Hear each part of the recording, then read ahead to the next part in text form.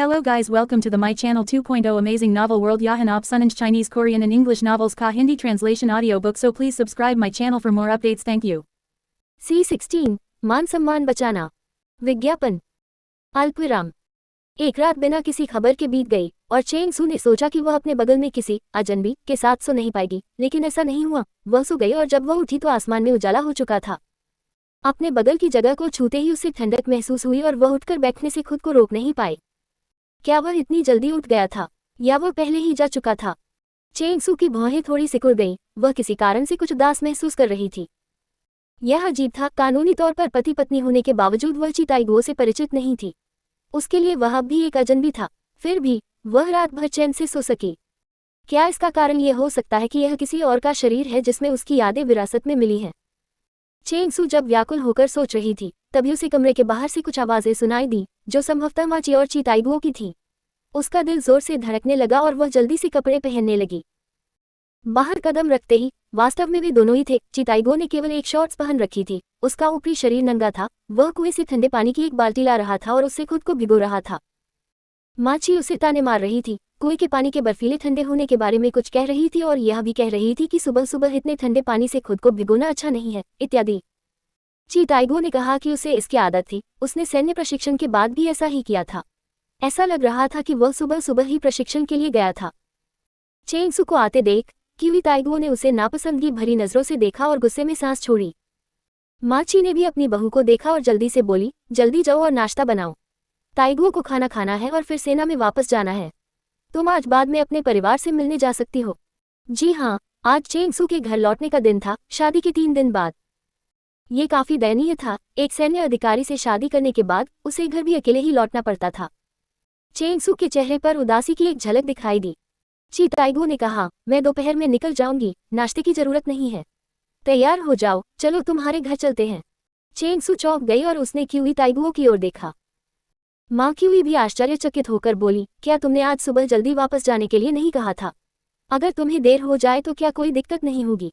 कोई बात नहीं, वैसे भी मुझे 3 दिन की छुट्टी मिली है। अगर मैं बाद में वापस आऊं तो कोई दिक्कत नहीं, चिताइगो ने बेपरवाही से जवाब दिया। माँ, वापसी की मुलाकात के लिए भी उपहार तैयार कर लीजिए। उसे इन सब बातों की समझ नहीं है, इसलिए उचित व्यवहार को लेकर कोई समस्या न हो, यही बेहतर होगा। माची को अपमानित महसूस हुआ, लेकिन वह जानती थी कि उसका बेटा सही कह रहा था। यहाँ तक कि बूढ़े आदमी ने पिछली रात निजी तौर पर कहा था कि बहू के वापसी दौरे के लिए उपहार अच्छी तरह से तैयार किए जाने चाहिए ताकि आलोचना से बचा जा सके। अब जबकि दोनों परिवार विवाह बंधन से जुड़ चुके थे, चाहे वह अंदर से कितनी भी अनिच्छुक क्यों न हो, उसे यह सुनिश्चित करना ही था कि बाहरी तौर पर सब कुछ ठीक दिखे। अन्यथा वे पूरे शहर में हंसी का पात्र बन जाते। ये धारणा बन जाती कि किवी परिवार में शिष्टाचार की कमी है और ताइगो की प्रतिष्ठा भी धूमिल हो जाती।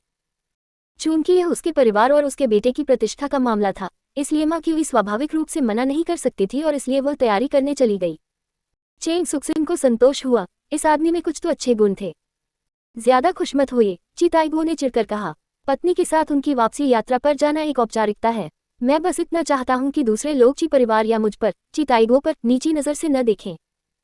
दरअसल एक सैनिक के रूप में यदि कोई अत्यावश्यक मिशन होता तो वापसी यात्रा की बात तो छोड़ ही दीजिए, उसे शादी समारोह को भी छोड़ना पड़ता और देश को प्राथमिकता देनी पड़ती। इसलिए अगर वह वाकई चेंग सू के साथ उसकी वापसी यात्रा पर नहीं गया था तो वे इसके लिए कोई बहाना बना सकते थे।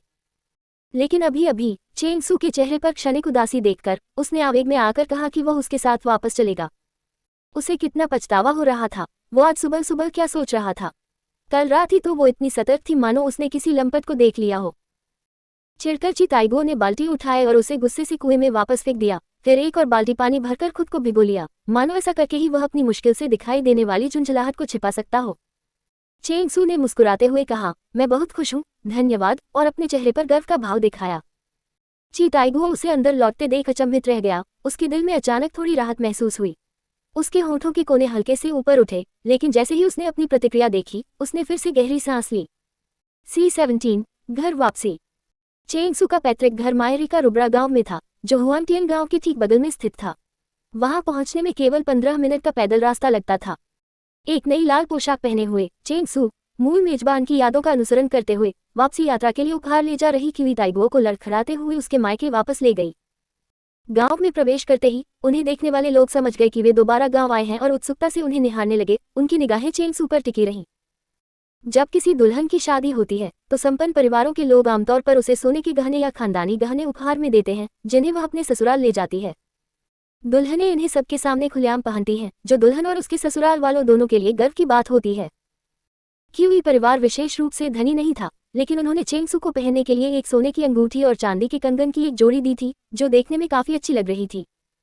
चेंगसू को यह मजेदार लगा और उसे दूसरों की नजरों से कोई फर्क नहीं पड़ा। आखिरकार यह एक आम बात थी और इससे कोई नुकसान नहीं था। चेंग परिवार का घर भी क्यूई परिवार के घर की तरह ही बना था, लेकिन उसमें कम लोग रहते थे। उसमें केवल एक बड़ा मुख्य भवन और एक विशाल आंगन था। दरवाजे के बगल में एक छोटा सा सुरखाना भी था, जिसमें दो मोटे ताजे सुअर इधर उधर घूम रहे थे। चेंगसू ने दरवाजा धक्का देकर खोला और चिल्लाने ही वाली थी कि घर से कोई प्लास्टिक की बाल्टी लेकर बाहर आया। उन्होंने फूलों वाली सूती कमीज और हल्के भूरे रंग की पतलून पहनी हुई थी, चप्पलें पहनी थी और बालों को जूड़े में बांध रखा था।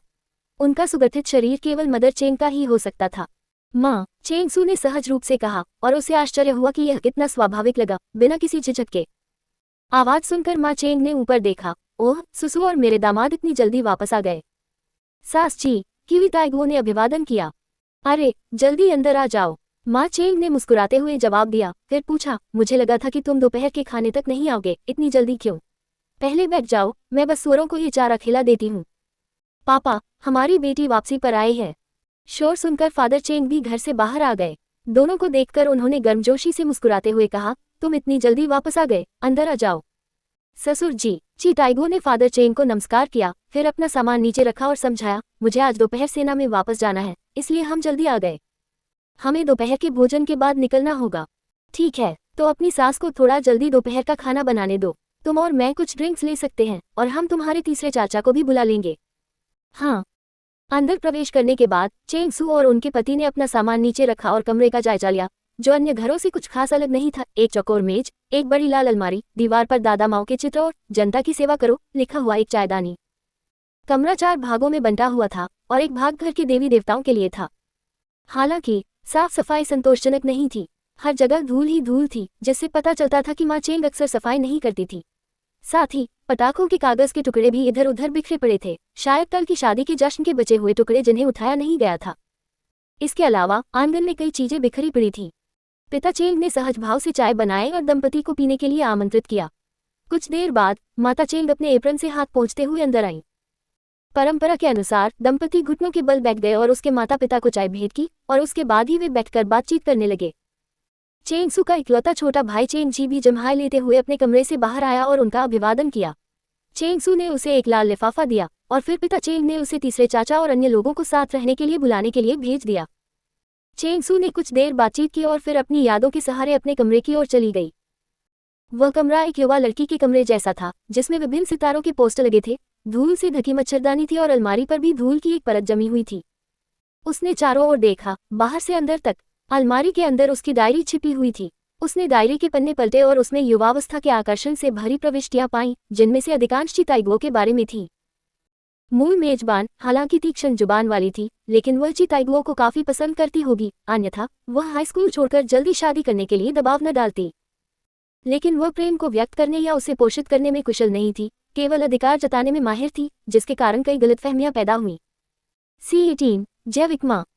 दुल्हन और उसका पति अपने मायके लौट आए, उनके साथ उसके भाई और अन्य पुरुष रिश्तेदार भी थे। चेंग परिवार में कम सदस्य थे, पिता चेंग की पीढ़ी में केवल एक छोटा भाई था। उनसे पहले एक बड़ी बहन थी जो मानसिक रूप से विकलांग थी और बचपन में नदी में गिरने से उसकी कम उम्र में ही मृत्यु हो गई थी। चेंगसू की पीढ़ी में परिवार में केवल वह और उसका भाई ही थे। उसके तीसरे चाचा के जुड़वा भाई थे, जो चेंग जी से कुछ ही छोटे थे। अब उन सभी को चेंग परिवार के घर बुलाया गया था, और तीसरी चाची भी दोपहर का भोजन बनाने में मदद करने के लिए आई। महिलाएं रसोई में बातचीत और काम में व्यस्त थीं, जबकि पुरुष मुख्य कमरे में एकत्रित थे। माँ चेंग ने पहले चेंगसू को एक तरफ ले जाकर निजी बातचीत शुरू की, यहाँ तक कि वैवाहिक मामलों के बारे में भी पूछा, जिससे खुले विचारों वाले युग में पली बड़ी चेंगसू शर्म से लाल हो गई। माँ, आप बहुत ज्यादा सवाल पूछ रही हैं, उसने चिढ़कर कहा। अपनी बेटी का लाल चेहरा देखकर माँ चेंग ने उसे चिढ़ाते हुए चुटकिली और मजाक उड़ाते हुए कहा, अरे तुम शर्मा रही हो? क्या तुम ही तो शादी के लिए इतनी बेताब नहीं थी? अब क्यों शर्मिंदा हो रही हो? थोड़ी देर पहले क्या कर रही थी?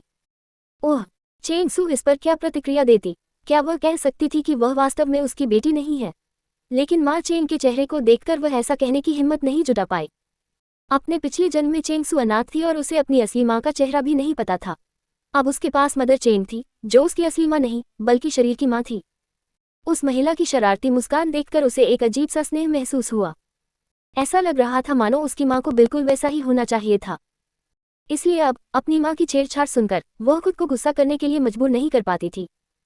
सौभाग्यवश तीसरी चाची ने आकर उसकी मदद की और कहा, भाभी, उसे चिढ़ाना बंद करो। नवविवाहित युवती अभी भी शर्मीली है। माँ चेंग ने हल्की सी नाक सिकुड़ी और फिर पूछा, क्या ताइगो आज दोपहर सेना में वापस जा रहा है? चेंग सू ने सिर हिलाया।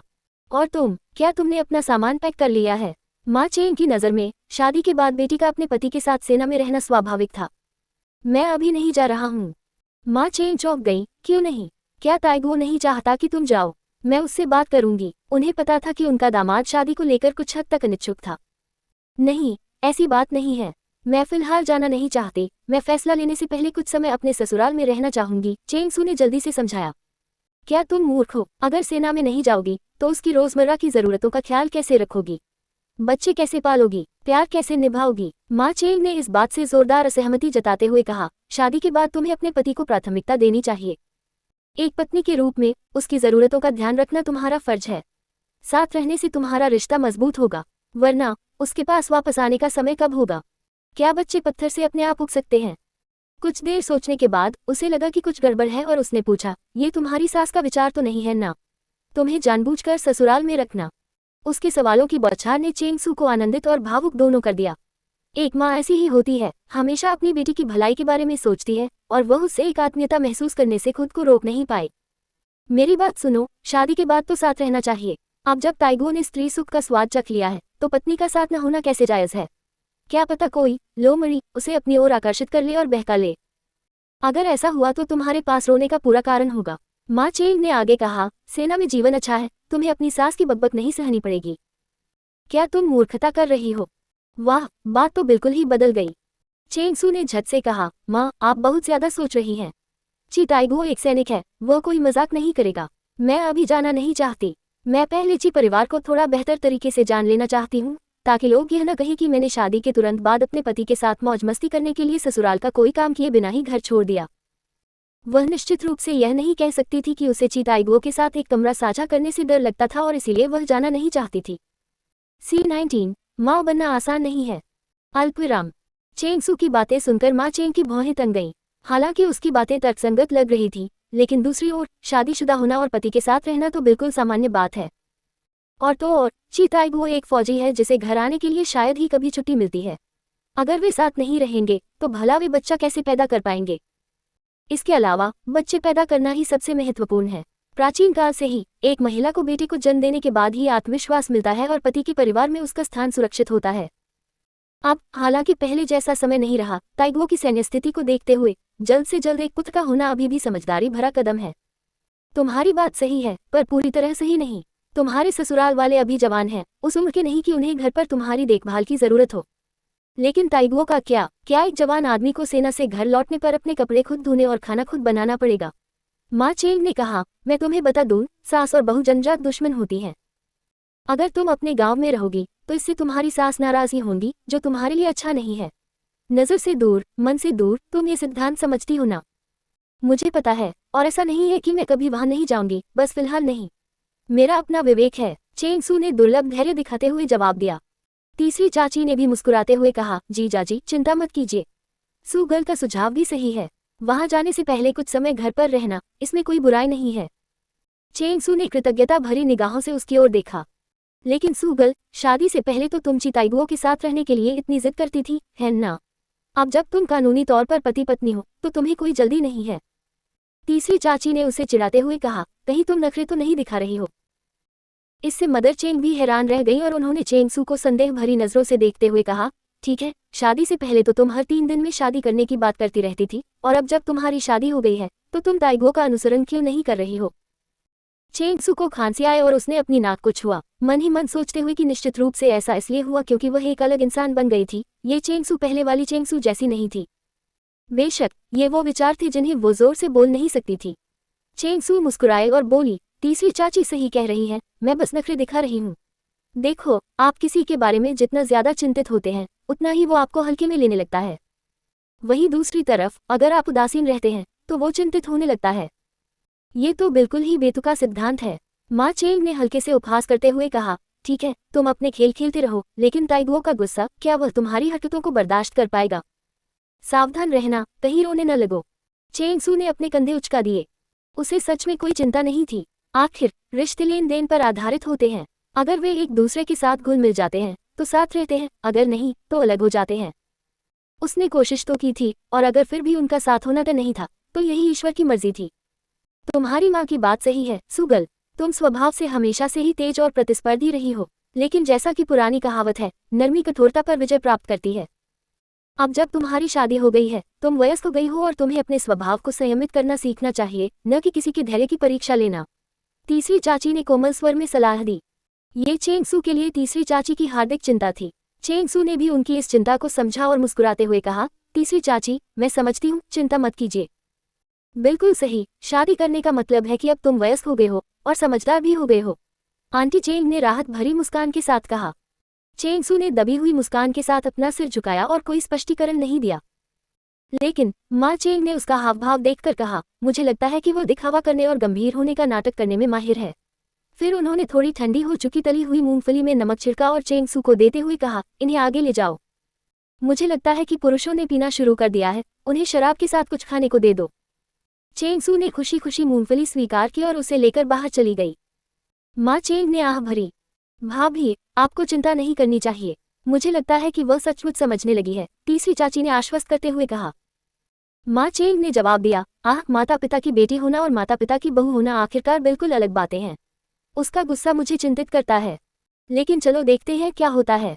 जीवन अपने तरीके से जीना चाहिए, ठोकर लगने पर ही उसे अच्छे और बुरे का ज्ञान होगा।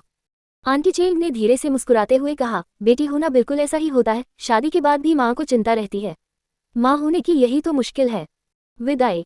चेंग परिवार के यहाँ दोपहर का भोजन करने के बाद शराब की तेज गंध से लथपथ हुई ताइगुओ और चेंग सू अपने माता पिता के घर से लौटे। उन्होंने चाय की चुस्की ली और समय देखकर, जो लगभग सही था, अपना बैग उठाया और गांव के प्रवेश द्वार पर स्थित सड़क की ओर चल दिए ताकि किंग शहर में तैनात सैनिकों के पास वापस जाने के लिए बस पकड़ सकें। मैं इसमें आपकी मदद करती हूँ, चेंग सू ने उत्सुकता से कहा और उसका सामान वाला बैग लेने के लिए हाथ बढ़ाया। ची ताइगुओ ने एक पल के लिए ऐसी दृष्टि डाली जिसमें अवर्णनीय थकावट झलक रही थी। वह उत्सुक लग रही थी, मानो वह उसके जाने का बेसब्री से इंतजार कर रही हो ताकि वह उसके रास्ते में न आए। उसे इसका पछतावा नहीं होना चाहिए। कोई जरूरत नहीं, क्यूई ताइगुओ ने अपना बैग वापस ले लिया। ताइगुओ, ये सब स्मोक्ड मीट है, इसे अपने साथ वापस ले जाओ। जब समय मिले तो इसे एक खास दावत के तौर पर भाप में पका लेना। माँ ची सामान से भरा थैला लिए हुई दौड़ी और उसे ची ताइगुओ के हाथों में थमा दिया। माँ, इन्हें अपने पास रख लो, मैं अकेली हूँ, मैं आमतौर पर खाना नहीं बनाती, ज्यादातर कैंटीन में ही खाती हूँ और मेरे पास ये सब बनाने का समय नहीं है। ची ताइगुओ ने इन्हें लेने में अनिच्छा दिखाई। उन्हें पता था कि घर पर वे हर दिन मांस नहीं खाते थे और वहाँ का भोजन सैन्य अड्डे के भोजन की तुलना में कहीं बेहतर था। सैनिकों की शारीरिक शक्ति सुनिश्चित करने के लिए सैन्य अड्डे के भोजन में मछली और मांस की अधिकता तो नहीं होती थी, लेकिन उसमें हमेशा कुछ मात्रा में मांस शामिल होता था, जो उनके द्वारा किए जाने वाले गहन प्रशिक्षण के लिए आवश्यक था। तुम इसे कभी कभी आधी रात के नाश्ते के रूप में खा सकते हो, माँ क्यूई ने जोर देकर कहा कि वह इसे ले ले। कोई विकल्प न होने के कारण क्यूई ताइगुओ ने इसे स्वीकार कर लिया। ताइगुओ की पत्नी, आप ताइगुओ के साथ उसके सैन्य अड्डे पर वापस क्यों नहीं जाती? वहाँ एक छात्रावास है और आप दोनों को एक साथ रहने के लिए एक जगह मिल जाएगी, पिता क्यूई ने चेंग सू से कहा। ये सुनकर माँ क्यूई ने थोड़ा सा भौहें सिकुड़ी। क्यूई ताइगुओ ने उधर देखा। चेंग सुक्सिन का दिल जोर से धड़कने लगा और वह मुस्कुराई। पिताजी, मुझे कोई जल्दी नहीं है, मेरी अभी अभी शादी हुई है, जाने से पहले कुछ दिन घर पर रहकर आपको और सास को सम्मान देने में कोई देर नहीं होगी। अच्छी बच्ची, हम इतने बूढ़े नहीं हैं कि हमें तुम्हारी देखभाल की जरूरत हो। चिंता तो ताइगुओ की है, वो अकेला है, उसके कपड़े धोने या खाना बनाने वाला कोई नहीं है। चेंग सू के मीठे शब्दों से पिताजी प्रसन्न हुए। उन्हें लगा कि उनकी बहू पहले से कहीं ज्यादा आज्ञाकारी हो गई है। सच में, लोग शादी के बाद ही परिपक्व होते हैं। कोई बात नहीं, मैं कुछ दिनों बाद चली जाऊंगी, चेंग सू अपनी बात पर अड़ी रही। ये सुनकर ची ताइगुओ को झुंझलाहट महसूस हुई। चेंग सू का रवैया ऐसा था मानो वह उसे आने के लिए गिड़गिड़ा रहा हो, इसलिए उसने कहा, पापा मम्मी, अगर वह आप दोनों की देखभाल के लिए यही रुक जाए तो अच्छा है, आप लोग मजे कर सकते हैं। मुझे अब जाना होगा, नहीं तो मेरी बस छूट जाएगी और मुझे 2-3 घंटे और इंतजार करना पड़ेगा। हुआनटियन गांव से किंग शहर जाने वाली बसें दिन में केवल 3 या 4 बार ही चलती थी और अगर छूट जाती तो लंबा इंतजार करना पड़ता था। वापसी की यात्रा में 6 घंटे लगते थे। अगर सड़कें खराब होती तो इससे भी ज्यादा समय लग सकता था। पिता क्यूई इस बात से अवगत थे और उन्होंने जिद नहीं की। वे अपने बेटे को खुद विदा करना चाहते थे, लेकिन फिर अपनी बहू पर एक नज़र डालते हुए उन्होंने कामना की कि दोनों को कुछ समय साथ बिताने का मौका मिले। इसलिए उन्होंने चेंग सू से कहा, ठीक है ताइगुओ की पत्नी, तुम जाओ और ताइगुओ को विदा करो। ठीक है। ची ताइगुओ ने नाक सिकोड़ी और गुस्से में वहां से चला गया। माता ची को बिछड़ने के ख्याल से दुख हुआ और वह अपने बेटे के साथ थोड़ी दूर जाना चाहती थी, लेकिन उसके पिता ने उसे पकड़ लिया। उसने विरोध करते हुए कहा, आप क्या कर रहे हैं? आप कहाँ जा रहे हैं? ताइगुओ को विदाई देने के लिए? बिल्कुल। अब जब वह जा ही रहा है तो कौन जाने कब वापस आ पाएगा, माँ क्यूई ने चिड़चिड़ाते हुए कहा। पिता क्यूई ने जवाब दिया, वह बड़ा हो गया है, उसे विदा करने के लिए तुम्हारी जरूरत नहीं है। ठीक है, बहू का उसे विदा करना ही काफी है, उन्होंने कहा। उन दोनों को आपस में बात करने दो। माँ ची के दिल में कड़वाहट सी उठ उठी, वह मेरी बराबरी कैसे कर सकती है? मैं ताइगुओ की माँ हूँ। आखिरकार उनका बड़ा बेटा ऐसा नहीं था जो अपनी पत्नी के लिए अपनी माँ को त्याग दे। लेकिन जब उसने चारों ओर देखा और पाया कि वे दोनों गायब हो गए हैं, तो उसने अपनी आंखों के कोने पोंछे और झुंझलाहट महसूस करते हुए घर लौट गई। सी-21 चेंग फू गैंग। चेंग सू क्यूई ताइगुओ के साथ पूरे गांव से होते हुए मुख्य सड़क तक गई, जहां ग्रामीणों ने उनका स्वागत किया। तुम दोनों कहाँ जा रहे हो? वापस यूनिट में। अरे बाप रे, तुम्हारी शादी को अभी कुछ ही दिन हुए हैं और तुम्हें अभी से ही ड्यूटी पर लौटना पड़ रहा है। खैर हाँ, अब तुम कंपनी कमांडर हो, जिम्मेदारियां बहुत भारी हैं। इन शब्दों में प्रशंसा का भाव स्पष्ट रूप से झलकता था। चेंग सू ने ची ताइगुओ की ओर देखा और पाया कि वो सिर ऊंचा करके, सीना तानकर, सीधे खड़े होकर चल रहे थे, जिसे देखकर उसे हल्की सी हंसी आ गई। दरअसल ची ताइगुओ इस साल सिर्फ 28 साल के थे। उन्होंने जूनियर हाई स्कूल के तुरंत बाद सेना में भर्ती हो गए थे, जब वे 15 या 16 साल के थे। महज एक दशक में बिना किसी सहारे के ग्रामीण इलाके के एक लड़के ने अथक परिश्रम से अपने वर्तमान पद को प्राप्त कर लिया था। इसमें कोई आश्चर्य की बात नहीं थी कि वह इतना गर्व महसूस कर रहा था। एक सक्षम व्यक्ति में गर्व की भावना होती है। यदि ची ताइगुओ इसी तरह महत्वाकांक्षी बना रहा तो समय के साथ वह वास्तव में असाधारण व्यक्तित्व का प्रदर्शन करेगा। ये कैसी नजर है? उसकी निगाहों में अस्पष्टता देखकर क्यूई ताइगुओ ने अनजाने में पूछा। कुछ खास नहीं, बस सोच रही थी कि तुम्हारी उम्र का कोई व्यक्ति कंपनी कमांडर बन गया है। मुझे आश्चर्य है कि तुमने ये साल कैसे सहन किए। चेंग सू ने अपने विचार छुपाए बिना खुलकर व्यक्त किए। ची ताइगुओ चौंक गया, उसे उससे ऐसे सवाल की उम्मीद नहीं थी। दूर पहाड़ों और जंगलों की ओर देखते हुए उसका दिल थोड़ा गर्म हो गया। उसने ये संघर्ष कैसे किया? बस अपनी जान जोखिम में डालकर, बस इतना ही। तेज हवाओं और बारिश के बीच, गोलियों और धमाकों के बीच, उन्होंने एक साधारण सैनिक से लेकर उच्च पदस्थ अधिकारी तक का सफर कदम दर कदम तय किया। इसमें भाग्य का कोई हाथ नहीं था, बस अपनी जान जोखिम में डालकर और सैन्य उपलब्धियां हासिल करके कंपनी कमांडर का पद प्राप्त किया। और उन्होंने अभी अभी इस पद को संभालना शुरू ही किया था, अभी बहुत लंबा सफर तय करना बाकी था। लेकिन वह अभी युवा था और उसके सामने ढेरों अवसर थे। ये सोचकर ची ताइगुओ में अदम्य साहस का संचार हुआ और उसने कहा, क्या सहन करना है? मैं एक सैनिक हूँ और स्वाभाविक रूप से एक सैनिक की जिम्मेदारियां मुझ पर होती हैं। मेरे सभी कार्य मेरा कर्तव्य हैं। देश ने मुझे कंपनी कमांडर का पद इसलिए दिया है क्योंकि देश मुझ पर भरोसा करता है। कितना स्वादिष्ट! चेंग सू ने अपने होंठ सिकोड़ लिए। ची ताइगुओ ने उसके चेहरे के भावों को भांपते हुए कहा, ये कैसी नजर है? क्या तुम अब भी आश्वस्त नहीं हो? तुम बहुत ज्यादा सोच रहे हो। चेंग सू ने कंधे उचका दिए। ची ताइगुओ ने उसकी उदासीन प्रवृत्ति को देखकर और भी अधिक दुख महसूस किया। अब उनकी शादी हो चुकी थी और रातों रात वह बदल गई थी। शादी से पहले जिस तरह से वह उसे देखती थी, अब वैसी उत्सुकता नहीं थी। आखिर चल क्या रहा था? क्या वह शुरू से अंत तक नखरे दिखाने की योजना बना रही थी, या फिर यह अपनी बात से मुकरने का मामला था? ची ताइगुओ इस विचार से चौंक गया जो अचानक उसके मन में आया। क्या ये चिंताएं महिलाओं को परेशान नहीं करती? उसे एक छोटी पत्नी की तरह उपेक्षित क्यों महसूस हो रहा था? उन्हें लगा कि उनके कान गुस्से से गर्म हो रहे हैं और उन्होंने और भी सख्ती से कहा, मैं तुम्हें बता दूं, अब जब हमारी शादी हो चुकी है तो तुम ची परिवार का हिस्सा हो।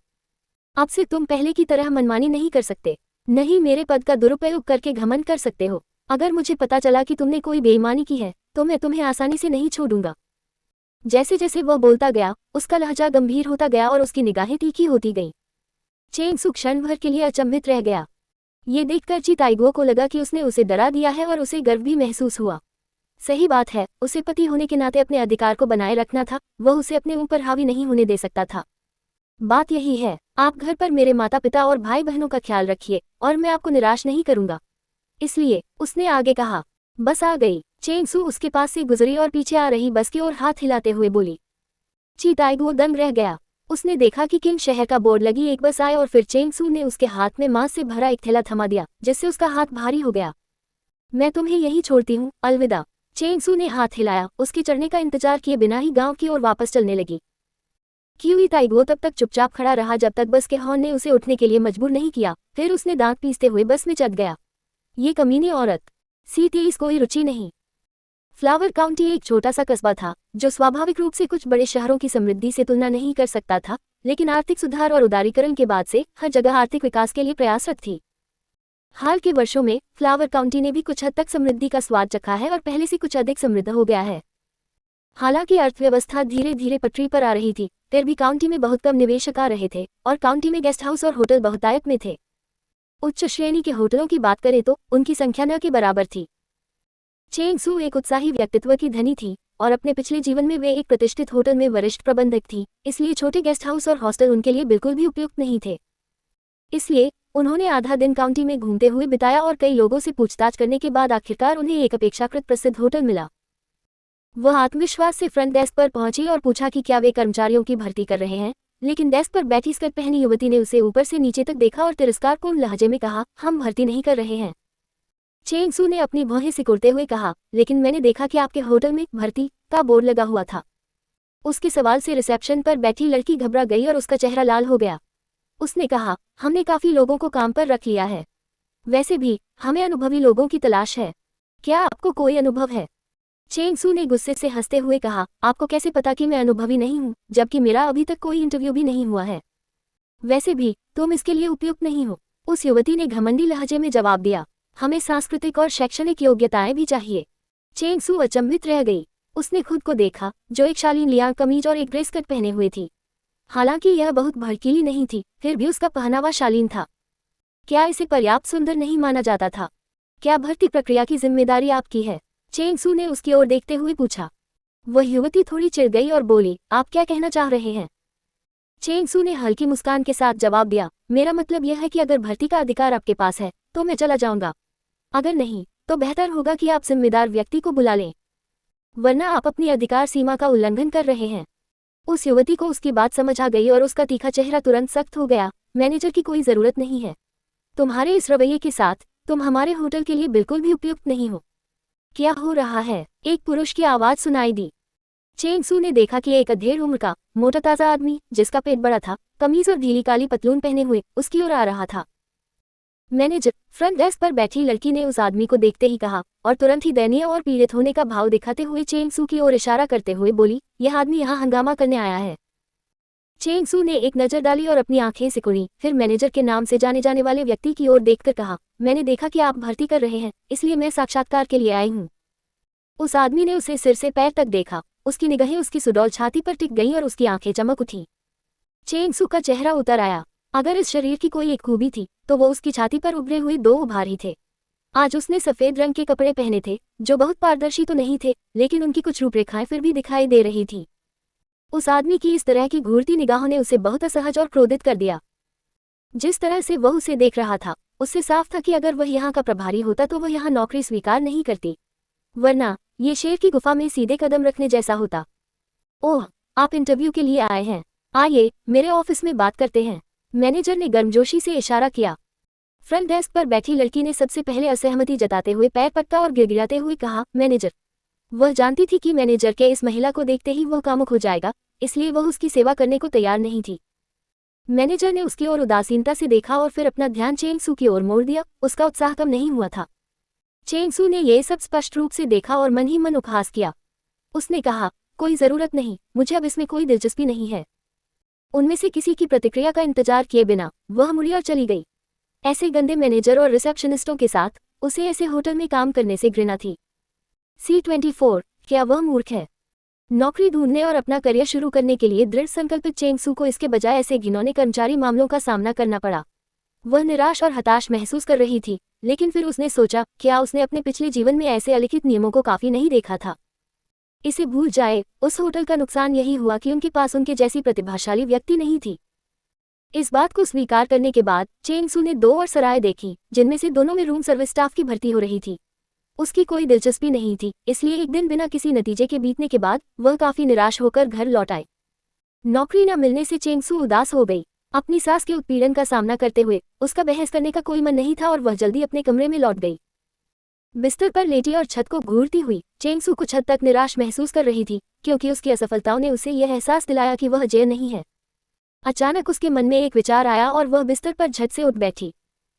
यह 1980 का दशक था, आर्थिक सुधारों और उदारीकरण का दौर, जब हर कोई दौलत कमाने के लिए कारोबार में उतर रहा था और वह वहां नौकरी की तलाश में थी। कारोबार की दुनिया में कदम रखने के इस मौके का फायदा क्यों न उठाया जाए।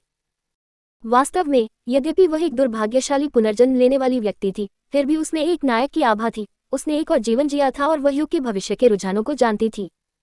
इतनी सुविधा और शुरुआती बढ़त मिलने के बावजूद क्या वह अभी भी दूसरों के अधीन काम करने और उनकी मनमर्जी के अनुसार चलने के बारे में सोच रही थी? क्या वह मूर्ख थी?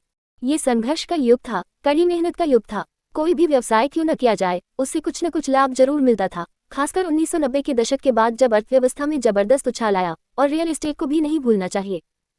चेंग सू की यादें तेजी से घूमने लगी, जिससे भविष्य की एक रूपरेखा तैयार हो गई, समृद्धि की एक ऐसी कल्पना जिसने उसके खून में उत्साह भर दिया। अगर वह सोने की अपनी पहली बाल्टी बना लेती तो ये सिलसिला आगे भी जारी रह सकता था। युग के विकास की अपनी जानकारी का उपयोग करते हुए वह अमीर कैसे नहीं बन सकती थी। अगर उसके पास पैसा होता तो उसे छोटे होटलों के बारे में सोचने की जरूरत नहीं पड़ती, वह स्टार रेटेड होटल बना सकती थी, जो किसी होटल में काम करने से कहीं बेहतर होता है ना। चेंग सू जितना ज्यादा सोचती गई, उसे अपनी कार्ययोजना पर उतना ही ज्यादा भरोसा होता गया। खुद का व्यवसाय खड़ा करके अमीर और आत्मनिर्भर बनना ही एक महिला के रूप में उनकी नींव और पूंजी थी। महिलाएं आधी दुनिया संभाल सकती हैं। समय बदल चुका था। व्यापार में उतरने से किसी को निंदनीय पूंजीवादी नहीं कहा जाता था, नहीं इससे तिरस्कार मिलता था, बल्कि सदियों से गरीबी एक बंधन रही थी। लेकिन कारोबार शुरू करने के लिए पूंजी की जरूरत थी। ये सोचते हुए चेंग सू झटपट बिस्तर से उठी और अलमारी में रखी अपनी निजी बचत के पैसे खंगालने लगी। नवविवाहित होने के बावजूद दुर्भाग्यवश वह आर्थिक मामलों पर नियंत्रण हासिल नहीं कर पाई थी। उस बक्से में लगभग 10 युआन के अलावा और कुछ नहीं था, और यही उसकी एकमात्र संपत्ति थी। सचमुच गरीब, चेंग सू ने कड़वी मुस्कान के साथ कहा। उसका परिवार भी धनी नहीं था। दहेज में सोने का एक भी गहना शामिल नहीं था, केवल चांदी के कंगन की एक जोड़ी थी, इसलिए उसकी सास असंतुष्ट थी। दहेज की प्रचुरता एक महिला का गौरव थी, उसकी गरीबी ही वह कारण था जिससे उसकी सास अधिक प्रसन्न नहीं थी, अन्यथा उस पर परिवार में आरामदेह जीवन के लिए शादी करने का आरोप नहीं लगता। चेंग सू ने कुछ पतले नोटों को समेटा, आह भरकर डिब्बा बंद किया और सफलता के लिए और भी दृढ़ संकल्पित हो गई। अन्यथा सुखमय दिनों की कोई उम्मीद नहीं थी, और अपने पति पर निर्भर रहने की बात तो दूर, यह विचार उसके मन में कभी आया ही नहीं था। चाहे आप उसे ची टाइगुओं पर अविश्वास करने वाली कहीं या अभिमानी, चेंग सू ने अपने 2 जन्मों में कभी किसी पुरुष के माध्यम से अपना भाग्य बदलने के बारे में नहीं सोचा था। एक महिला को समय चाहे जो भी हो खुद पर ही निर्भर रहना चाहिए, क्योंकि यदि आप किसी पहाड़ का सहारा लेंगी तो पहाड़ ढह सकता है, यदि आप किसी पुरुष पर निर्भर रहेंगी तो वह भाग सकता है। ची टाइगुओं के बारे में सोचते हुए उसने बड़े से पलंग पर एक नजर डाली। उस आदमी का क्या हुआ? C25 बिस्तर बहुत बड़ा है।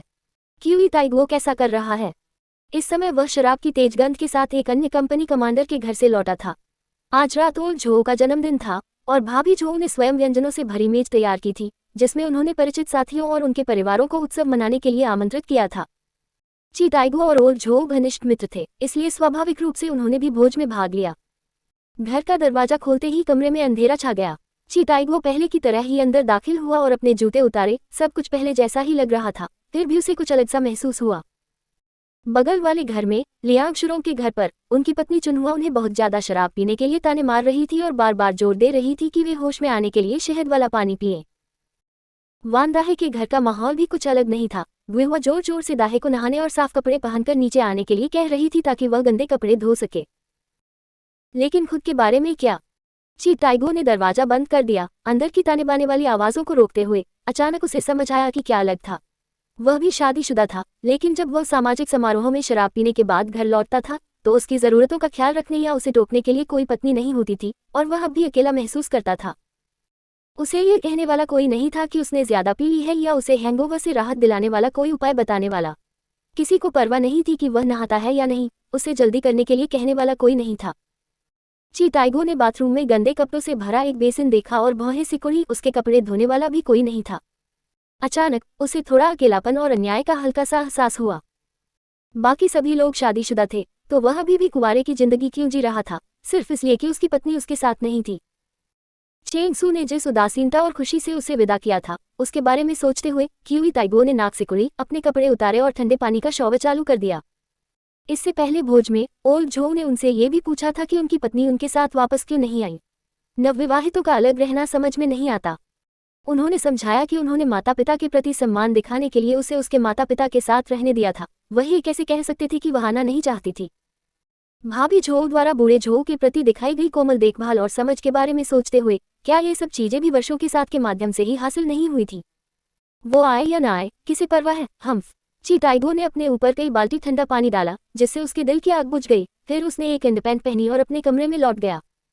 बत्ती बंद करने के बाद भी उसे नींद नहीं आ रही थी। रात के गहरे सन्नाटे में कुछ आवाजें विशेष रूप से स्पष्ट सुनाई दे रही थी। इन छात्रावासों में ध्वनि इंसुलेशन सर्वोत्तम नहीं था। कमरे इतने पास पास होने और खिड़कियां साधारण रंगीन कांच की होने के कारण कोई भी तेज आवाज स्पष्ट रूप से सुनी जा सकती थी। ठीक इसी क्षण की तरह उस रुक रुक कर आने वाली लेकिन तीव्र आवाज ने चीताइगुओ के दिल को बेचैनी से भर दिया और उसके गले में पित्त जैसा उबाल आ गया। क्या वह अकेला ऐसा व्यक्ति था जिसकी पत्नी नहीं थी? चीताइगुओ को गुस्सा तो आया, लेकिन वह शादी की रात, उस शरीर को जिसे उसने देखा था और उस आनंद को जिसे उसने चखा था, याद करने से खुद को रोक नहीं सका। शराब का नशा उसके दिमाग पर चढ़ गया था और उसकी कुंठा के साथ मिलकर उसका एक हिस्सा बेचैन हो गया, हिलने डुलने के लिए बेताब हो गया। चीताइगुओ का दिल असहनीय रूप से बेचैन था और अंदर कुछ ऐसा था जो तुरंत मुक्त होना चाहता था। वह खुद को रोक नहीं पाया और उसने अपने गुप्तांगों में हाथ डाला, आंखें बंद कर ली और उसके विचार उस अधूरी शादी की रात, उस व्यक्ति की ओर लौट गए। एक पल में बत्ती जल गई और चीताइगुओ ने लकड़ी की मेज से लैवेंडर रंग का कागज का रोल उठाया, अपने हाथ और उस जगह को साफ किया, फिर वापस लेट गया और अपने बिस्तर की छत को खाली निगाहों से घूरने लगा। हालांकि उसने शौच कर लिया था, फिर भी उसे और भी खालीपन क्यों महसूस हो रहा था? उसके दिल में एक खोखलापन था जो भरने के लिए तड़प रहा था। उसने अपना सिर घुमाया और बिस्तर के दूसरी तरफ देखते हुए उसकी भौहें सिकुड़ गईं। आमतौर पर वह इस बारे में ज्यादा नहीं सोचता था, लेकिन आज बिस्तर उसे इतना बड़ा क्यों लग रहा था? कल वह अगले कमरे में बने तंबू में सोने जाएगा, वह तो सिर्फ एक व्यक्ति के लिए ही बना था। C26 बड़ी बहन का समयपूर्व जन्म। चीताइगुओ असहज महसूस कर रही थी, लेकिन चेंगसू को स्वाभाविक रूप से इसका पता नहीं था। वह अभी भी धन कमाने की अपनी बड़ी योजनाओं में डूबी हुई थी, नौकरी की तलाश में बाहर निकले बिना ही अपने प्रस्ताव लिख रही थी। इस बात से माँ क्यूई विशेष रूप से नाराज थी और वे लगातार अप्रिय लहजे में बोल रही थी, उन पर आलसी होने और कुछ न करने का आरोप लगा रही थी। तुम्हें ताइगुओ जाकर उसकी देखभाल करनी चाहिए, माँ क्यूई ने चिढ़कर उस पर आरोप लगाया। चेंगसू के सौभाग्य लाने के कारण पोती को गोद में लेने की माता क्यूई की आशाएं चकनाचूर हो गईं। अचानक उन्हें याद आया कि वे दोनों इतनी दूर रहते हैं, मुश्किल से एक दूसरे को देख पाते हैं, भला वह अपने पोते को कब गोद में ले पाएंगी। उसने कुछ ऐसे सैनिकों के बारे में सुना था जिन्होंने शादी तो कर ली थी, लेकिन कई सालों तक उनके कोई बच्चे नहीं हुए थे क्योंकि वे अपनी पत्नियों से दूर रहते थे। वह ऐसा नहीं चाहती थी, वह अपने पोते पोती को गोद में लेना चाहती थी। वरना बहू को घर लाने का क्या फायदा? अगर बच्चे पैदा करने के लिए शादी नहीं करनी है तो शादी करने का क्या फायदा? और अगर ये जोड़ा साथ न हो तो उनके बच्चे कैसे होंगे? क्या वे पत्थरों से अचानक पैदा हो जाएंगे? चेंगसू के व्यवहार ने अब उसे और भी नाराज कर दिया था। उसे अपने बेटे के पास भेजने से न केवल उसकी भलाई सुनिश्चित होगी, बल्कि उम्मीद है कि प्रसव भी जल्दी हो जाएगा, नजर से दूर, मन से दूर। ये सुनकर चेंगसू सचमुच ललचा गई। चूंकि वह अपना व्यवसाय शुरू करने की योजना बना रही थी, इसलिए स्वाभाविक रूप से अधिक चहल पहल वाली जगह पर जाना बेहतर था। फ्लावर काउंटी सिर्फ एक काउंटी शहर था। अपनी महत्वाकांक्षाओं के बावजूद वह यहाँ बहुत कुछ हासिल नहीं कर सकती थी, और इसके अलावा वह अपनी सास और नंद की लगातार बकबक और शिकायतों से दूर जाना चाहती थी। साथ रहना आसान था, सहवास करना मुश्किल था। वह स्वभाव से दब्बू नहीं थी और अपने ससुराल वालों के साथ उसका धैर्य खत्म हो चुका था। चूंकि वे एक दूसरे को नापसंद करते थे, इसलिए अलग हो जाना ही बेहतर था, जिससे कम से कम उनके बीच कुछ मर्यादा बनी रह सके। तो अपनी सास की बातें सुनकर चेंगसू ने जवाब दिया, ठीक है, तो मैं किंग शहर जाऊंगी। माँ क्यूई ने केवल यूं ही बात की थी, लेकिन चेंगसू की उत्सुक सहमति सुनकर उन्हें कुछ नाराजगी हुई, क्योंकि उन्हें लगा कि चेंगसू ने मना करने की कोशिश भी नहीं की, जिससे शहर में सुखमय जीवन जीने की उसकी उत्सुकता स्पष्ट रूप से प्रदर्शित होती है। ये सोचकर उसने अपना चेहरा गुस्से से सिकोड़ लिया और चेंगसू को घूरते हुए कहा, तुम इस दिन का लंबे समय से इंतजार कर रहे थे, है ना? तुम अपने ऊंचे और घमंडी दिल के साथ गांव में टिक नहीं सकते। तुम शायद हम दोनों बूढ़े लोगों को देखते देखते थक गए होगे, है ना? चेंगसू का चेहरा गुस्से से लाल हो गया। ये तो आपने ही सुझाव दिया था, माँ ची, कि मैं चीताइगुओ की देखभाल करने जाऊं। अब ये सब कहने का क्या मतलब है? उसका इरादा इससे ज्यादा स्पष्ट नहीं हो सकता था, वह हर हाल में उसे ही दोषी ठहरा रही थी। माँ ची का चेहरा और भी सख्त हो गया। मुझे एहसास नहीं था कि तुम इतनी आज्ञाकारी बहू हो। चेंगसू ने पलटवार किए बिना नहीं रह सकी। माँ ची, ऐसी बहुत सी बातें हैं जो आपने अभी तक नहीं समझी हैं। ये सुनकर माँ ची का चेहरा और भी गंभीर हो गया, और जैसे ही वह कुछ कहने वाली थी, आंगन से किसी ने आवाज दी। सास और बहू दोनों बाहर गईं।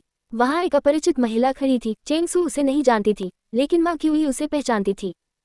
ताओजी, तुम यहाँ क्यों आए हो? माची दरवाजा खोलने के लिए आगे बढ़ी। ताओजी नाम की इस महिला ने भी गांव से बाहर शादी की थी। संयोगवश वह उसी गांवतियान गांव की रहने वाली थी जहां माँ क्यूई की सबसे बड़ी बेटी क्यूई फेंगलियन रहती थी। अरे माची, अच्छा हुआ कि आप घर पर हैं।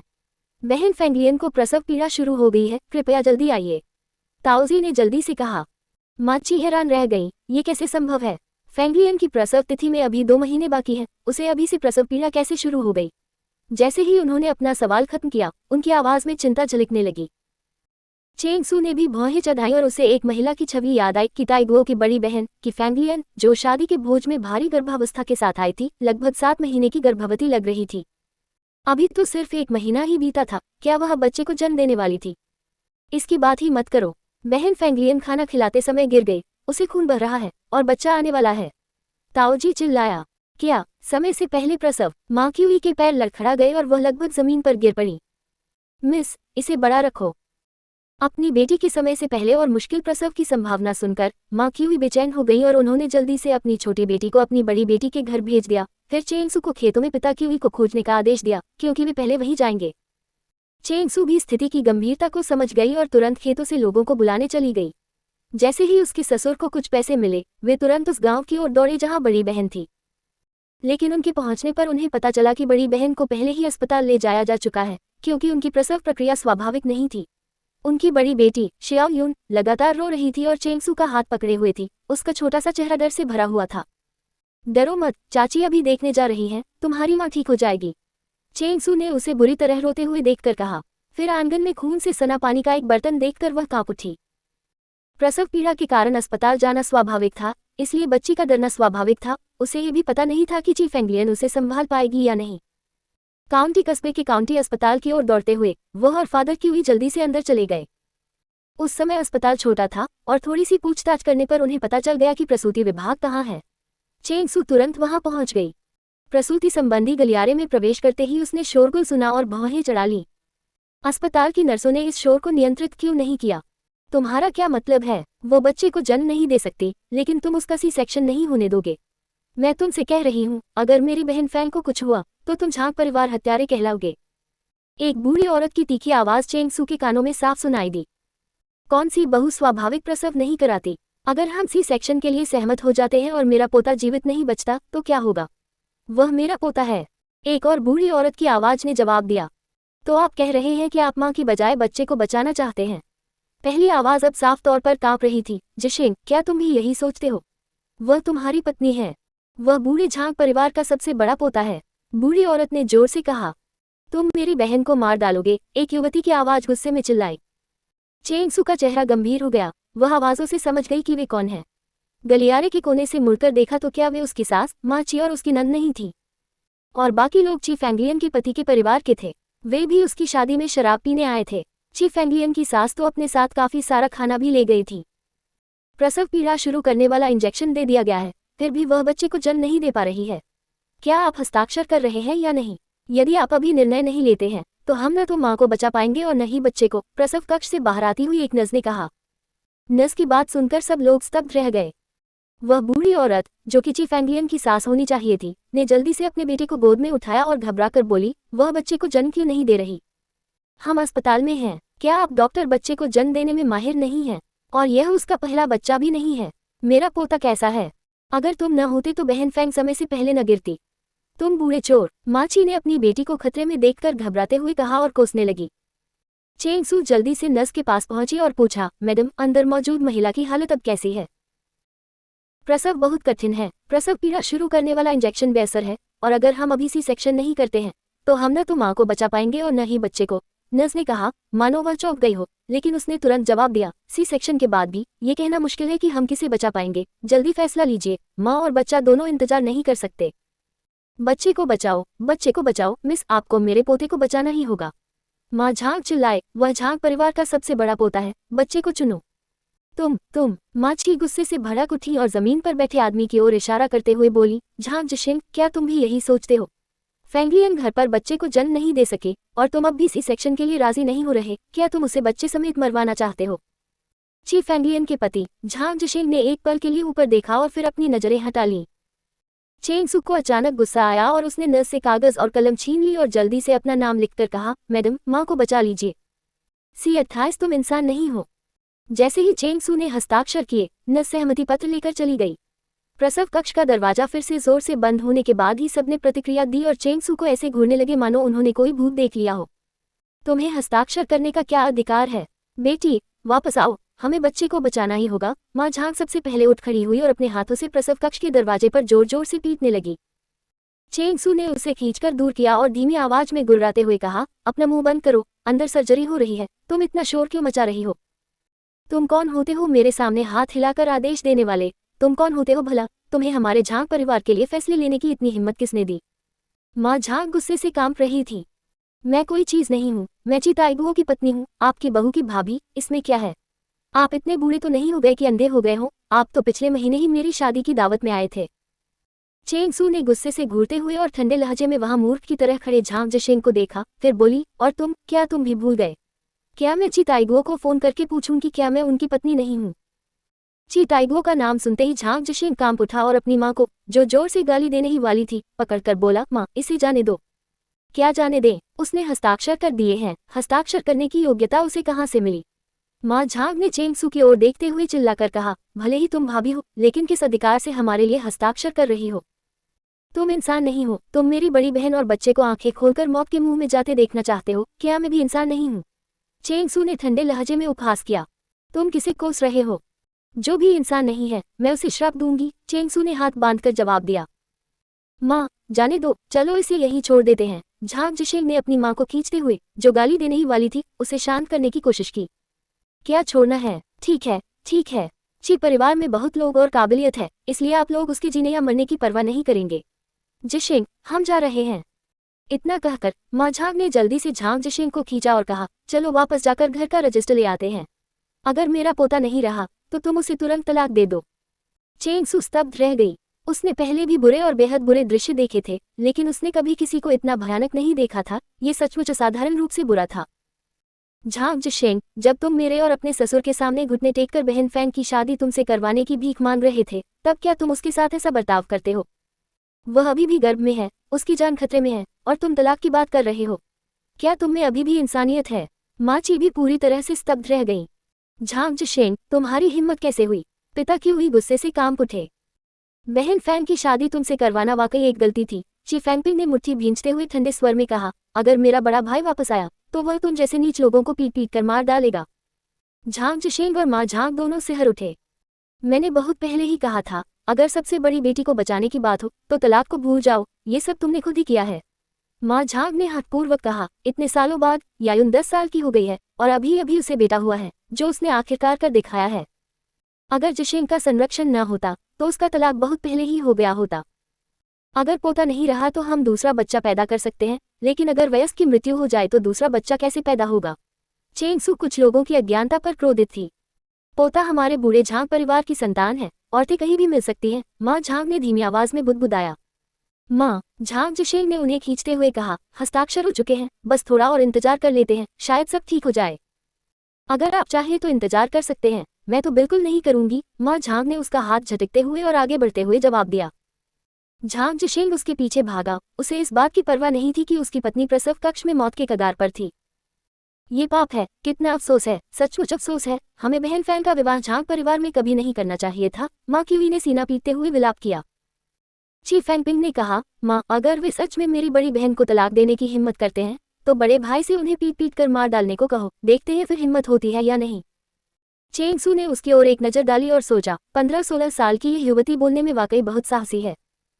प्रतीक्षा हमेशा अंतहीन सी लगती थी, और चेंग सू ने मदर क्यूई से बड़ी बहन की कहानी भी सुनी। ची फैंगलियन की बात करें तो 20 साल की उम्र में झांग जिशेंग से शादी किए हुए उन्हें 11 साल हो चुके थे। शादी के दूसरे साल ही उन्होंने अपनी सबसे बड़ी बेटी झांग यायुन को जन्म दिया, जिससे उनकी सास झांग माँ लड़की होने के कारण नाखुश थी।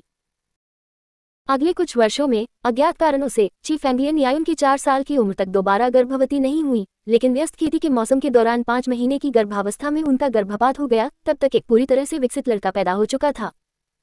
गर्भपात प्रसव से भी कहीं अधिक हानिकारक होता है, और ची फैंगलियन गर्भपात के बाद ठीक से उबर नहीं पाई। उनका स्वास्थ्य लगातार खराब रहा और उनकी कड़वी जुबान वाली सास की रोजाना की डांट फटकार ने उनकी अवसाद की स्थिति को और भी गहरा कर दिया। संभवतः इसी कारण वे कई वर्षों तक गर्भधारण करने में असमर्थ रहीं। पिछले साल ही वह दोबारा गर्भवती हुई और 4 महीने बाद बड़ी मुश्किल से उन्होंने अस्पताल में अल्ट्रासाउंड के लिए एक बड़ा सा लाल लिफाफा भेजा, जिससे पता चला कि यह एक लड़का है। झांग परिवार बेहद खुश था। वे क्यूई फेंगलियन के गर्भ को एक अनमोल रत्न की तरह मानते थे और वह खुद भी बेहद चिंतित थी। पिछले कुछ दिनों से खेतों में धान पकने के दौरान झांग जिशेंग और उनके पिता काम पर गए हुए थे और मां झांग ने क्यूई फेंगलियन को उनके लिए भोजन लाने भेजा।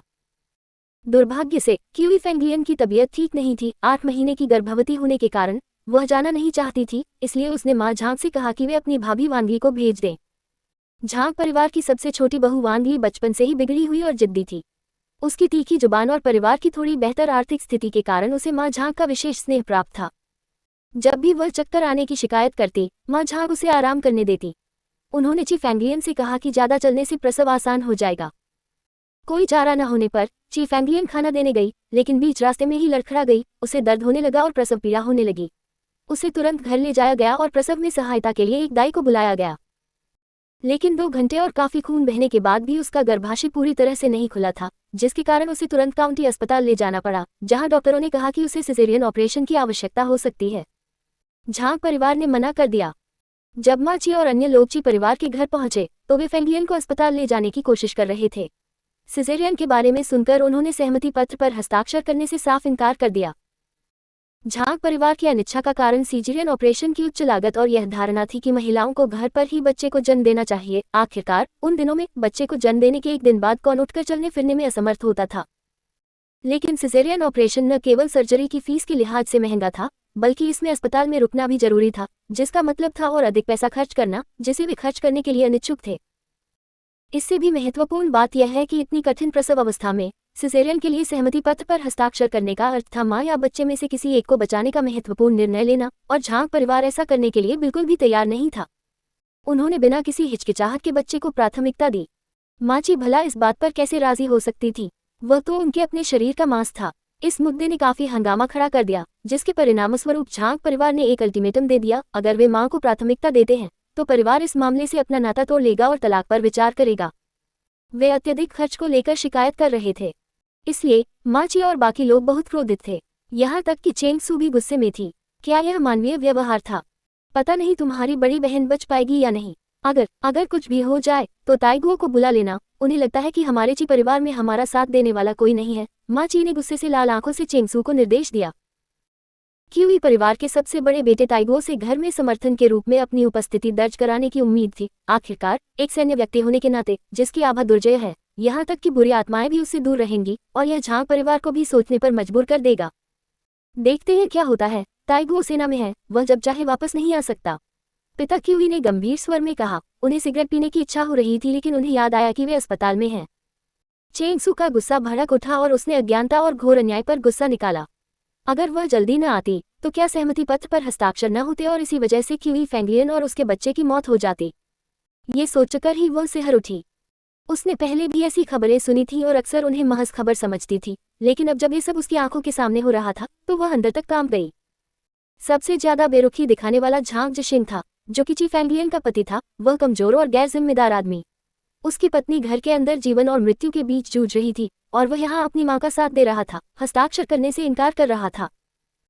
अब जब उसकी मां नखरे दिखा रही थी और घर छोड़कर जाने की धमकी दे रही थी, तो क्या वह वास्तव में प्रसव कक्ष में अपनी पत्नी के संघर्ष को अनदेखा कर रहा था, बजाय इसके कि वह अपनी मां के पीछे बाहर जाने के लिए यहीं रुक जाए? धिक्कार है। चेंग सू ने झांग जिशिंग और उसके परिवार के प्रस्थान की दिशा में देखते हुए शाप दिया। C29, अगर हालात बेहद खराब हो जाएं तो तलाक ले लें। चेंग सू सचमुच क्रोधित थी। वह जानती थी कि आज भी पुरुषों को महिलाओं से अधिक महत्व देने का भेदभाव बहुत प्रबल है। इसके लिए दूर देखने की जरूरत नहीं थी। खुद की हुई परिवार में भी लड़कों को लड़कियों से ज्यादा अहमियत दी जाती थी, भले ही वे महिलाओं को मिट्टी की समान तुच्छ न समझते हों। यहाँ तक कि उसके अपने माता पिता के घर में भी उसकी सौतेली माँ उसके छोटे भाई के प्रति पक्षपातपूर्ण रवैया रखती थी। कोई भी स्वादिष्ट या पीने योग्य चीज सबसे पहले उसे ही दी जाती थी, जिससे वह बिगड़कर एक छोटा तानाशाह बन गया था। हालांकि लड़कों को आमतौर पर अधिक महत्व दिया जाता था, फिर भी माँ की हुई अपनी बेटी के प्रति बहुत सुरक्षात्मक थी। लेकिन झांग परिवार का क्या? एक साधारण अल्ट्रासाउंड में लड़के के रूप में पहचाने गए अजन्मे बच्चे की खातिर वे बिना सोचे समझे एक जीवित वयस्क को त्यागने को तैयार थे। वे कितने निर्दयी हो सकते हैं। वह सचमुच ये जानना चाहती थी कि क्या ये लोग पत्थरों से पैदा हुए थे, न कि किसी स्त्री से। ची फैंगपिंग और मदर ची ने चेंग सू को जिस तरह से देखा, ऐसा लग रहा था मानो वे किसी राक्षस को देख रहे हों। कुछ क्षण पहले चेंग सू कितनी दबंग थी। वह एक अजनबी जैसी लग रही थी, शक्तिशाली और दबंग। वे जानते थे कि उसे गुस्सा आता है, लेकिन उन्हें यह एहसास नहीं था कि वह इतनी धर्मपरायण और दबंग हो सकती है। बिना कुछ कहे उसने कागजों पर हस्ताक्षर कर दिए। आखिर उसमें ये दृढ़ निश्चय कहाँ से आया? और अब जब वह प्रसव कक्ष के सामने हाथ जोड़कर खड़ी थी, तो वह एक संरक्षक देवी की तरह लग रही थी, जो बुरी आत्माओं को परेशानी पैदा करने से रोक रही हो। उसने हल्के हरे रंग का ट्यूनिक पहना था, जिसके साथ उसने टखनों से थोड़ा ऊपर तक पहुंचने वाली पतलून पहनी थी, जिससे उसका रूप कुछ हद तक अपरंपरागत लग रहा था। लेकिन ची फैंगपिंग को वह बेहद स्टाइलिश लग रही थी, क्योंकि इससे उसकी पतली गोरी एड़ियां दिख रही थी और उसकी सैंडल की कोमलता ने उसके पैरों की सुंदरता को और बढ़ा दिया था। पोनीटेल में बंधे बालों वाली चेंग सू को देखकर उसकी गर्दन लंबी और कद लंबा लग रहा था। वह पहले कभी इतनी लंबी नहीं दिखी थी। उसके चेहरे पर, जो इस समय गुस्से से भरा हुआ था, कुछ झलक रहा था। एक ऐसी आभा जो उसे अजेय बनाती थी। उसका चेहरा दृढ़ निश्चय से भरा हुआ था। ची फैंगपिंग को वास्तव में उसमें अपने बड़े भाई की झलक दिखाई दी। क्या उसने भूत देखा था?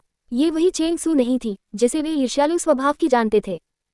माँ ची को भी ये बहुत अजीब लगा, फिर भी सास होने के नाते उन्हें ही मामलों की बागडोर संभालनी थी। पीढ़ियों से सास की यही भूमिका रही है। अब चेंग सू का व्यवहार देखकर माँ ची ने अपना अधिकार जता दिया। तुम भी इतनी जल्दबाजी में आते ही हस्ताक्षर कर दिए, पहले चर्चा क्यों नहीं की?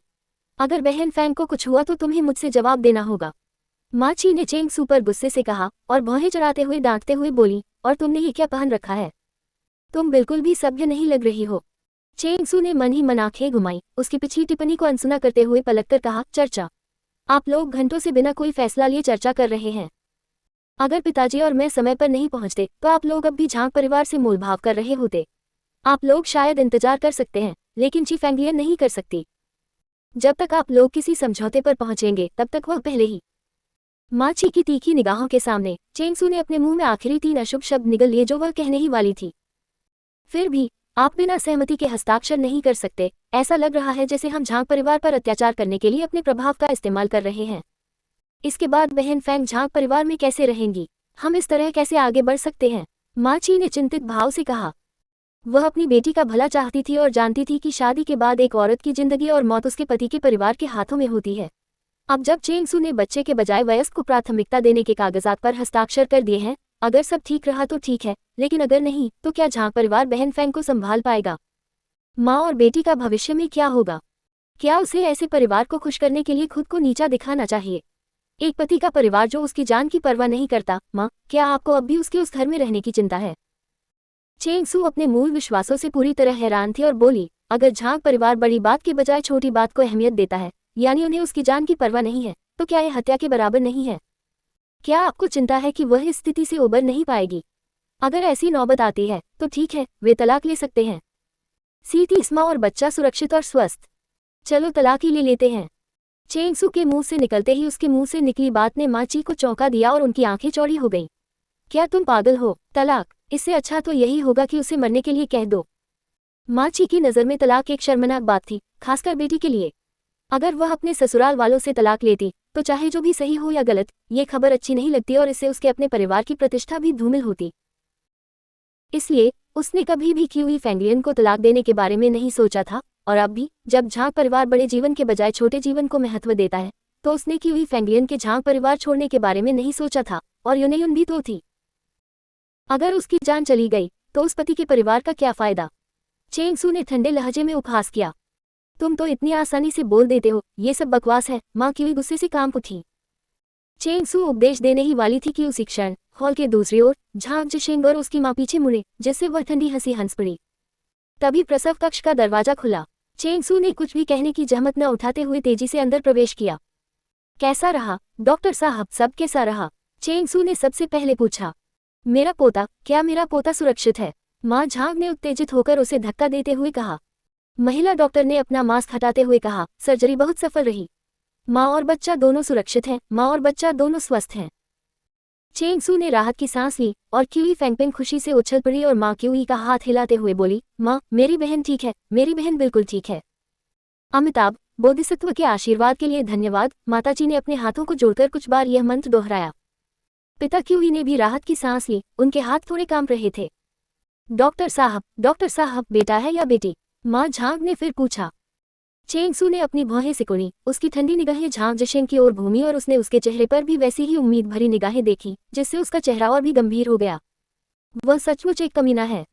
प्रसूति विशेषज्ञ ने भी थोड़ा भौहें चढ़ाईं, लेकिन फिर भी जवाब दिया, यह एक लड़का है। इससे पहले कि वह अपनी बात पूरी कर पाती, माँ झांग ने खुशी से चिल्लाते हुए झांग जिशेंग का हाथ पकड़ लिया और कहा, ओह बेटा हुआ है। मेरे झांग परिवार को एक वारिस मिल गया है। जिशेंग, अब तुम्हारा बेटा है। ये सुनकर कि यह एक बेटा है, झांग जिशेंग के सांवले और ईमानदार चेहरे पर भी एक मुस्कान आ गई, जिसे देखकर चेंग सू को बेहद घृणा हुई। पत्नी के जीवन या मृत्यु के बारे में एक शब्द भी नहीं पूछा गया, बस बच्चे का लिंग पूछा गया। ऐसा आदमी सचमुच नीच है। प्रसूति विशेषज्ञ ने बीच में ही टोकते हुए नाराजगी जाहिर की और झुंझलाहट में खांसते हुए कहा, अभी से जश्न मत मनाइए। बच्चा समय से पहले पैदा हुआ है और प्रसव मुश्किल था। अगर सिजेरियन एक पल भी देर से किया जाता तो न केवल बच्चा बच नहीं पाता, बल्कि माँ का भी बहुत खून बह सकता था। ये सुनकर चेंग सू ने मन ही मन राहत महसूस की, जबकि माँ क्यूई और अन्य लोगों के चेहरे पर ऐसे भाव थे मानो वे अभी अभी किसी आपदा से बचकर निकले हों, लेकिन माँ झांग और उनके परिवार ने इसे बिल्कुल भी गंभीरता से नहीं लिया। अरे, क्या वह पैदा नहीं हुई है? क्या आपने नहीं कहा था कि माँ और बच्चा सुरक्षित हैं? माँ झांग ने उदासीनता से कहा। हाँ, अगर आपने सिजेरियन न कराने पर थोड़ी देर और जोर दिया होता तो क्या आज भी आपके पोते और पत्नी होते? चेंग सू ने झांग जिशेंग पर तिरस्कार भरी नजर डालते हुए मन ही मन उपहास किया। झांग जिशेंग का चेहरा लाल हो गया। अरे, तुम्हारी जबान इतनी जहरीली क्यों है? तुम किसे कोस रहे हो? माँ झांग नाराज थी। चुप रहो तुम दोनों, यह अस्पताल है, सब्जी मंडी नहीं। तुम लोग किस बात पर बहस कर रहे हो? प्रसूति विशेषज्ञ क्रोधित होकर बोली, बच्चा समय से पहले पैदा हुआ है, इसलिए उसे निगरानी के लिए इंक्यूबेटर में रखना होगा और माँ को सावधानीपूर्वक आराम की जरूरत है। बच्चे को जल्द ही इंक्यूबेटर में ले जाया जाएगा और माँ को थोड़ी देर में बाहर निकाल लिया जाएगा। आप सब यही इंतजार कीजिए। जिशेंग, चलो चलते हैं, इंक्यूबेटर वाले कमरे में इंतजार करते हैं। माँ झांग ने झांग जिशेंग को खींचते हुए कहा। प्रसव कक्ष में मौजूद लोगों की उन्हें जरा भी परवाह नहीं थी। दूर से ही वह बुदबुदा रही थी, उसे इंक्यूबेटर में क्यों रखा? बिल्कुल बेकार, सिर्फ एक बच्चा पाने के लिए इतनी परेशानी। अगर मेरे पोते को कुछ हुआ तो मैं उसे सबक सिखाऊंगी। चेंग सू इतनी गुस्से में थी कि वह किसी को मारने ही वाली थी, लेकिन उसने अभी भी थोड़ा होश संभाला। बड़ों को प्राथमिकता देते हुए उसने अपनी जेब में हाथ डाला और एक तैयार लाल लिफाफा निकाला। डॉक्टर का हाथ पकड़कर उसे लिफाफे में डालते हुए कहा, डॉक्टर साहब, अंदर जो मरीज हैं वे मेरी बड़ी बहन है। कृपया उनका विशेष ध्यान रखें और अच्छी दवा का प्रयोग करें। प्रसूति विशेषज्ञ के चेहरे पर मुस्कान खिल उठी। चिंता मत कीजिए, ये डॉक्टरों के रूप में हमारी जिम्मेदारी है, लेकिन परिवार के सदस्य होने के नाते आपको भी उसका अच्छे से ख्याल रखना चाहिए। आखिर प्रसव मुश्किल था और उसे काफी खून बह गया था। उसका पहले भी गर्भपात हो चुका है ना? अगर इस बार वह जल्दी ठीक नहीं हुई तो भविष्य में गर्भधारण की तो बात ही छोड़िए, उसकी सेहत भी खराब हो सकती है। आगे की स्टोरी जानने के लिए please subscribe my YouTube channel 2.0 amazing novel world and don't forget like and comment 0.0